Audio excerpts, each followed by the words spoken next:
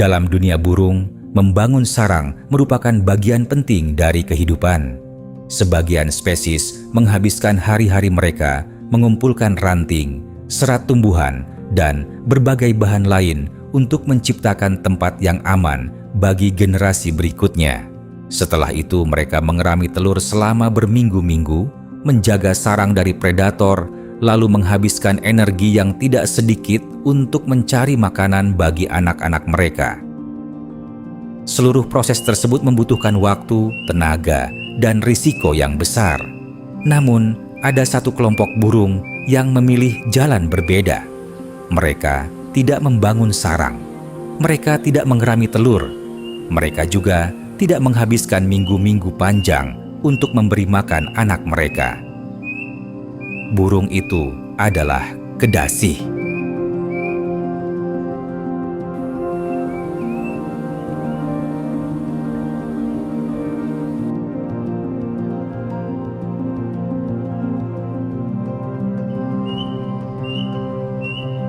Di Indonesia, nama kedasi sering digunakan untuk menyebut beberapa jenis burung dari famili Cuculidae yang dikenal memiliki strategi reproduksi sangat tidak biasa. Dalam dunia ilmiah, perilaku tersebut dikenal sebagai brood parasitism atau parasitisme sarang. Strateginya sederhana tetapi sangat efektif. Seekor betina kedasi mencari sarang burung lain yang sedang aktif digunakan. Ketika pemilik sarang lengah, ia datang hanya dalam hitungan detik. Kadang ia membuang telur yang sudah ada. Kadang ia memakannya. Setelah itu ia meletakkan telurnya sendiri dan pergi. Tugasnya selesai. Seekor kedasi betina dapat menghabiskan waktu berhari-hari mengamati calon korbannya. Ia memperhatikan kapan pemilik sarang pergi mencari makan, berapa lama sarang ditinggalkan, dan kapan peluang terbaik untuk melakukan penyusupan. Penelitian terhadap berbagai spesies kukul menunjukkan bahwa keberhasilan strategi ini sangat bergantung pada ketepatan waktu. Kesalahan beberapa menit saja dapat berakhir dengan serangan dari pemilik sarang atau gagalnya telur diterima oleh induk inang.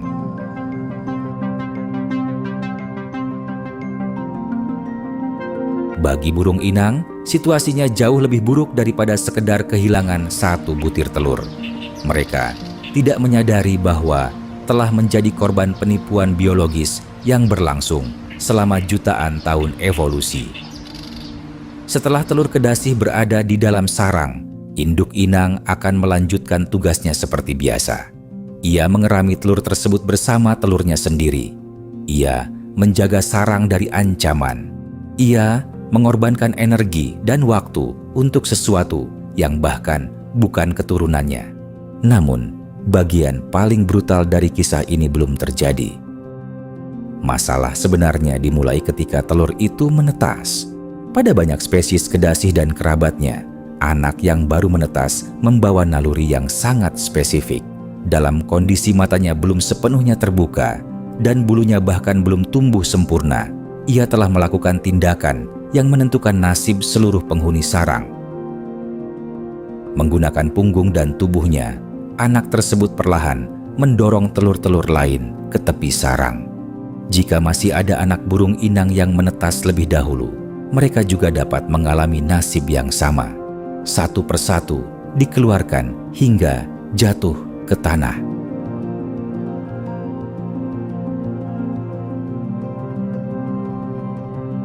Seekor anak kedasi yang berhasil menguasai seluruh sarang akan memperoleh seluruh pasokan makanan untuk dirinya sendiri.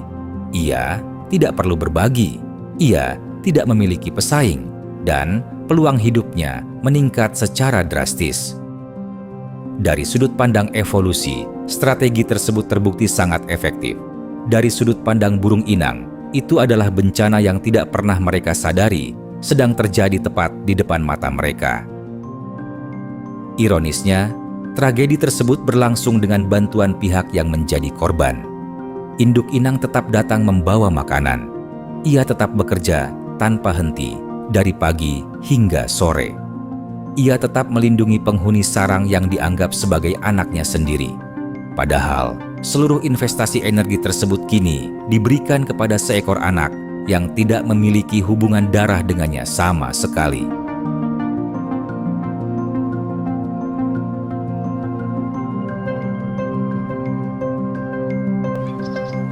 Jika keberhasilan Kedasi hanya bergantung pada keberuntungan, strategi ini sudah lama gagal. Burung-burung inang tidak sepenuhnya bodoh, mereka juga berevolusi. Mereka belajar mengenali ancaman, mempertahankan wilayah, dan dalam beberapa spesies bahkan mampu membedakan telur asing yang muncul di sarangnya. Karena itulah, parasitisme sarang berubah menjadi perlombaan evolusi yang berlangsung selama jutaan tahun. Setiap kemampuan baru yang dimiliki burung inang akan diikuti oleh kemampuan baru dari Kedasi. Tidak ada pihak yang benar-benar menang. Tidak ada pihak yang benar-benar kalah. Yang ada hanyalah persaingan tanpa akhir. Salah satu tantangan terbesar bagi Kedasi adalah memastikan telurnya tidak dicurigai. Bagi manusia, telur burung mungkin tampak serupa. Namun, bagi banyak spesies burung, warna, ukuran, pola bercak, dan bentuk telur memiliki ciri yang cukup khas. Kesalahan kecil dapat membuat telur asing dikenali lalu dibuang dari sarang. Karena tekanan seleksi yang berlangsung sangat lama, banyak jenis Kedasi akhirnya mengembangkan telur yang menyerupai telur inangnya. Semakin mirip bentuk dan warnanya, semakin besar peluang telur tersebut diterima. Fenomena ini menjadi salah satu contoh paling menarik tentang adaptasi evolusioner. Kedasi tidak hanya harus menghasilkan telur, ia harus menghasilkan telur yang tepat untuk target yang tepat. Pada beberapa kelompok kukul, populasi yang berbeda bahkan dapat memiliki karakteristik telur yang berbeda karena masing-masing beradaptasi terhadap spesies inang yang berbeda pula. Dengan kata lain, strategi mereka bukan sekadar menitipkan telur secara sembarangan. Ada spesialisasi yang terbentuk selama ribuan generasi. Namun penyamaran telur hanyalah tahap pertama. Tantangan berikutnya muncul setelah anak Kedasi menetas. Seekor anak yang tumbuh sendirian di dalam sarang harus mampu meyakinkan induk inang bahwa ia layak diberi makan. Masalahnya, ukuran tubuh anak Kedasi seringkali berkembang jauh lebih cepat daripada anak asli pemilik sarang. Dalam beberapa kasus, seekor induk kecil dapat terlihat sibuk memberi makan anak yang ukurannya sudah beberapa kali lebih besar daripada dirinya sendiri.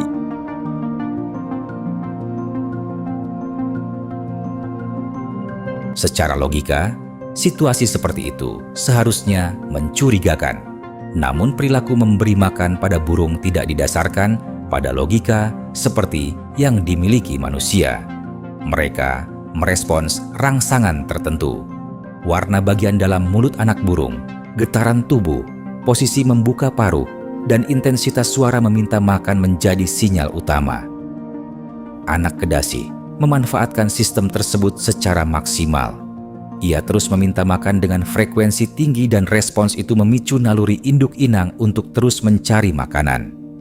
Akibatnya, seekor pasangan burung kecil dapat menghabiskan sebagian besar waktunya mengumpulkan serangga demi memenuhi kebutuhan satu penghuni sarang yang sebenarnya bukan keturunannya. Mereka bekerja lebih keras, terbang lebih jauh, dan mengeluarkan energi lebih banyak daripada yang mereka lakukan untuk anak mereka sendiri. Semua berlangsung tanpa kesadaran bahwa investasi tersebut telah dialihkan kepada spesies lain.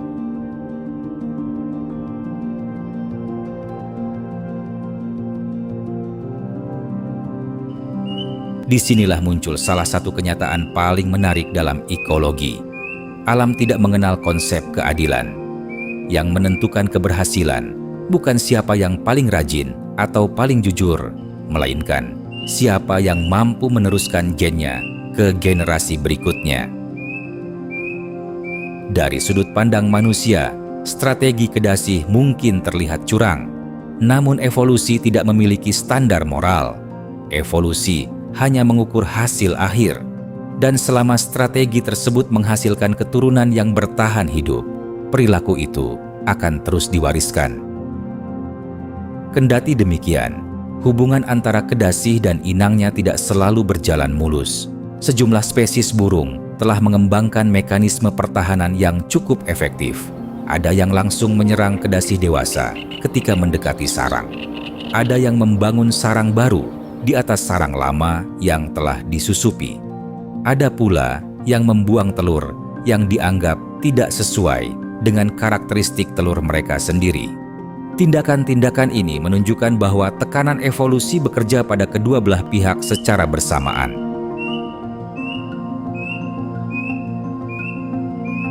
Fenomena tersebut sering disebut sebagai perlombaan senjata evolusi. Setiap kali burung inang mengembangkan cara baru untuk menghindari penipuan, kedasi menghadapi tekanan untuk mengembangkan strategi baru agar tetap berhasil. Proses ini berlangsung sangat lambat dalam skala kehidupan manusia, tetapi dalam skala jutaan tahun menghasilkan perubahan yang luar biasa rumit. Apa yang terlihat sederhana di sebuah sarang kecil sebenarnya merupakan hasil dari sejarah evolusi yang sangat panjang. Menariknya, sebagian besar drama ini berlangsung tanpa suara. Tidak ada pertarungan besar. Tidak ada kejar-kejaran spektakuler seperti yang sering terjadi pada predator dan mangsa. Semua terjadi dalam bentuk keputusan biologis yang nyaris tidak terlihat. Seekor betina memilih sarang yang tepat. Seekor induk menerima telur yang salah. Seekor anak tumbuh lebih cepat dari yang seharusnya. Dan tanpa disadari oleh para pelakunya, masa depan dua spesies sedang ditentukan di dalam ruang sempit yang hanya sebesar beberapa genggam tangan manusia. Tetapi keberhasilan kedasi tidak hanya bergantung pada kemampuan menipu. Ada faktor lain yang sama pentingnya dan sering luput dari perhatian. Faktor itu adalah makanan. Karena setelah berhasil menguasai sarang dan tumbuh hingga dewasa, burung ini harus kembali menjalani kehidupan normal sebagai pemburu serangga yang sangat aktif. Dan di balik reputasinya sebagai parasit sarang, kedasi sebenarnya memainkan peran yang tidak kecil dalam menjaga keseimbangan ekosistem tempat ia hidup.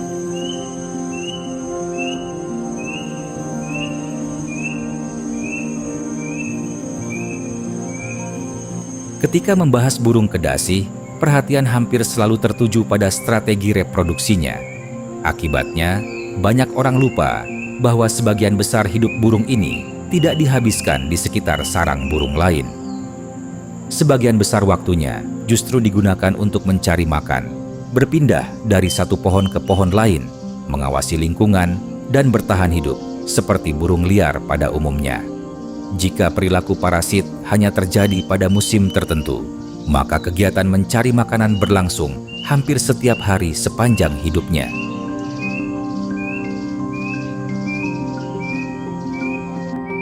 Makanan utama kedasi adalah serangga, ulat, belalang, jangkrik, larva, hingga berbagai hewan tidak bertulang belakang lainnya menjadi sumber energi yang menopang kehidupannya. Di antara mangsa tersebut, ulat berbulu memiliki posisi yang cukup menarik. Banyak burung menghindari jenis ulat tertentu karena rambut-rambut halus pada tubuhnya dapat mengganggu saluran pencernaan. Namun, beberapa anggota famili Cuculidae diketahui memiliki toleransi yang lebih baik terhadap mangsa seperti itu. Kemampuan ini membuat mereka dapat memanfaatkan sumber makanan yang tidak selalu dimanfaatkan oleh burung lain. Dalam ekosistem, kemampuan tersebut memiliki dampak yang lebih besar daripada yang terlihat. Serangga merupakan kelompok hewan yang populasinya dapat berubah sangat cepat. Pada kondisi tertentu, jumlahnya bisa meningkat dalam waktu singkat dan mulai menekan vegetasi di sekitarnya. Burung pemakan serangga membantu menjaga keseimbangan tersebut. Kedasi mungkin terkenal karena menipu spesies lain saat berkembang biak, tetapi dalam rantai makanan ia tetap menjalankan fungsi yang sama seperti banyak burung insektivora lainnya. Ia menjadi bagian dari mekanisme alami yang mengendalikan populasi serangga.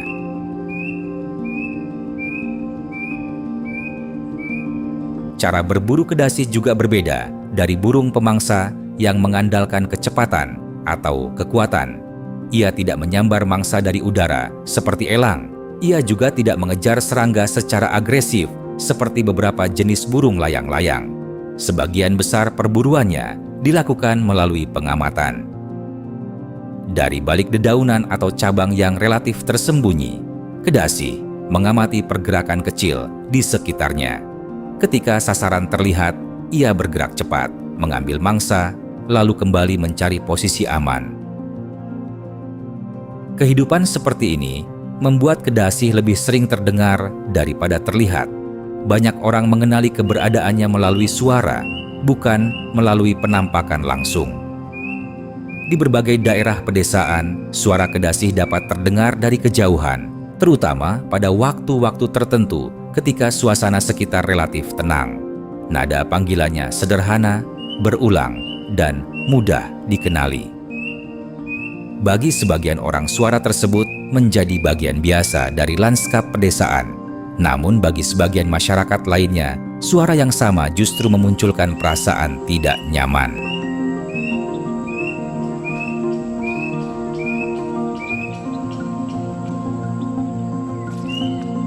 Di sejumlah wilayah Jawa, suara kedasi sering dikaitkan dengan pertanda tertentu. Ketika kicauannya terdengar berulang pada waktu yang tidak biasa, sebagian masyarakat menghubungkannya dengan kabar buruk, musibah, atau berita duka. Hubungan ini tentu tidak lahir dari bukti ilmiah. Tidak ada penelitian yang menunjukkan bahwa suara kedasi mampu meramalkan suatu peristiwa. Namun, mitos tidak selalu terbentuk dari fakta biologis. Mitos terbentuk dari pengalaman budaya yang berlangsung sangat lama. Ada kemungkinan bahwa kesan tersebut muncul karena karakter suaranya yang berbeda dari banyak burung penyanyi lain. Kicauannya tidak terdengar riang atau bervariasi. Nada yang panjang dan berulang menciptakan kesan melankolis bagi sebagian pendengar. Dalam lingkungan pedesaan yang sunyi, terutama menjelang senja atau malam, suara itu dapat terasa lebih mencolok dibandingkan pada siang hari. Dari situlah berbagai tafsir mulai tumbuh.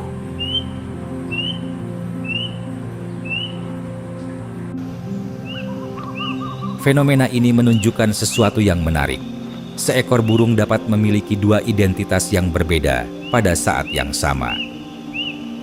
Dalam dunia biologi, kedasi adalah hasil evolusi yang sangat sukses, spesialis parasit sarang yang telah bertahan selama jutaan tahun. Namun, dalam dunia budaya manusia, ia dapat berubah menjadi simbol, pertanda, atau bahkan objek ketakutan. Kedua identitas tersebut berjalan berdampingan, meskipun berasal dari cara pandang yang sama sekali berbeda. Yang pasti, burung kedasi tidak pernah mengetahui reputasi yang diberikan manusia kepadanya. Ia tetap menjalani kehidupannya seperti biasa. Ia tetap berburu serangga. Ia tetap berpindah di antara pepohonan.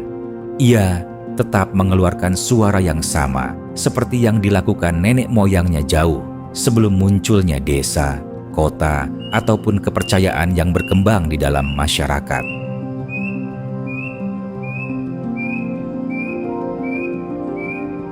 Jika dilihat dari sudut pandang manusia, strategi hidup kedasi tampak seperti jalan pintas. Ia tidak membangun sarang, tidak mengerami telur, dan tidak membesarkan anaknya sendiri.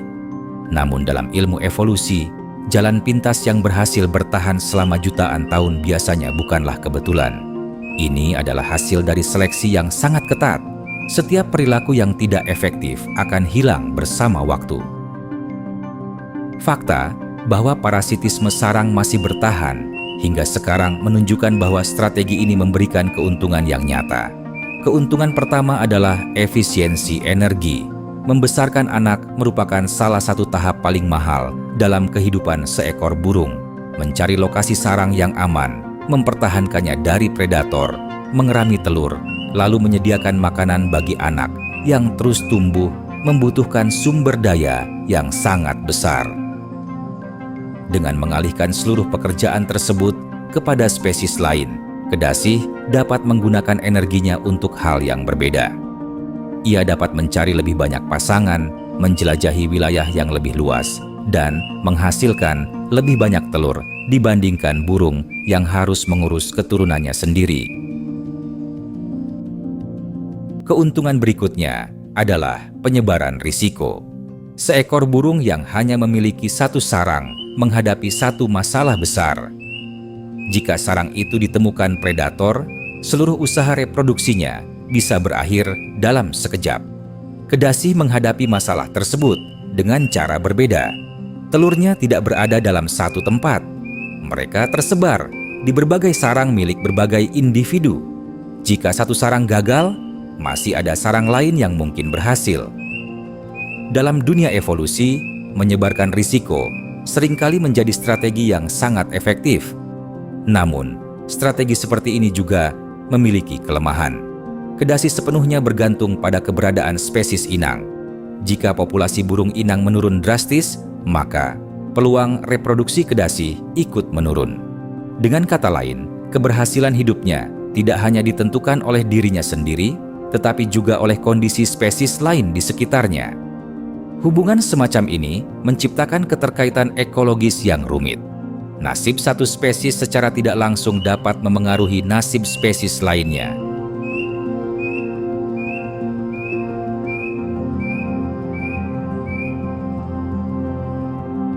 Seekor kedasi tidak pernah membuat keputusan berdasarkan benar atau salah. Ia tidak merencanakan penipuan. Ia tidak memiliki konsep kejahatan. Perilaku yang kita lihat saat ini adalah hasil dari rangkaian perubahan genetik yang terakumulasi selama waktu yang sangat panjang. Individu yang paling berhasil meneruskan keturunannya meninggalkan lebih banyak warisan genetik dibandingkan individu yang gagal. Dari proses sederhana itulah lahir perilaku yang kini tampak begitu rumit. Pandangan ini penting karena membantu kita memahami kedasi secara lebih objektif. Burung ini bukan tokoh antagonis dalam ekosistem. Ia juga bukan makhluk yang sengaja merugikan spesies lain. Ia hanyalah salah satu dari banyak hasil eksperimen evolusi yang berhasil bertahan. Di alam, terdapat predator yang memangsa-mangsanya hidup-hidup, parasit yang hidup di dalam tubuh organisme lain, dan tumbuhan yang menjebak serangga untuk memperoleh nutrisi. Dibandingkan semua itu, strategi kedasi hanyalah satu dari sekian banyak cara yang ditemukan kehidupan untuk terus berlanjut.